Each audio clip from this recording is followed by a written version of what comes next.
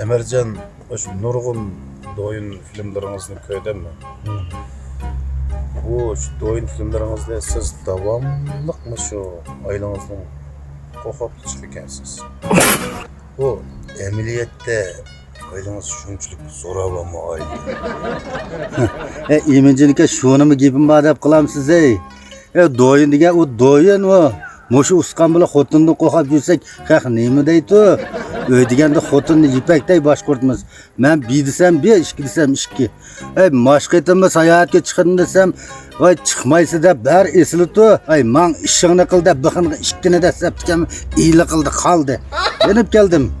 Xotinni qo'rqsak bu yerga chiqolmaydi. Mana ko'rib turibsiz. Hammanglarga kunda xotin oldidan telefon kelib, kunda yo'qlamasdan o'tibsizlar. Men xotin telefon qila oldimi? Men qilamaydi. Meni avar qilamaydi. Men qilsam bo'ladi, xotin qilamaydi. Chigidin yomon bola ekansiz Shu doyini menda ishlab qo'ydik endi. Şu nurgulboy xotinni qo'rqitgan, bunda degan gapni bor. Shu angladi oqamda mana xotindan qo'rqitgan, mani degan gap so'zlar pek ko'p jamiyatda.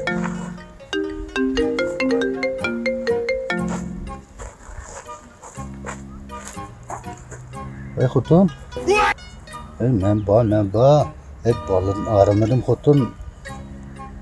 Xotirjam bo'linglar, hech bo'lmaydi, bolam ayrılmaydi. Nani? Yopkanlımı, ilk yopkanlı dezmal silip kiymiş kapı esip koygan ko. Kalanlı baba. Tamak mı? Çöçürdün cık tüge bınşanı sevip koygan ko. Tügdü mü?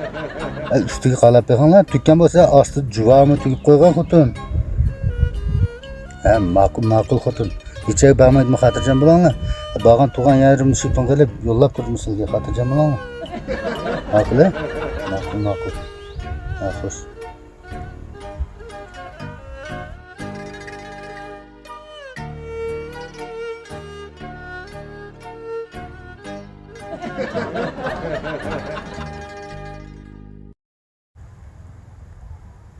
Yana doyun işlab atqanmısınızlar?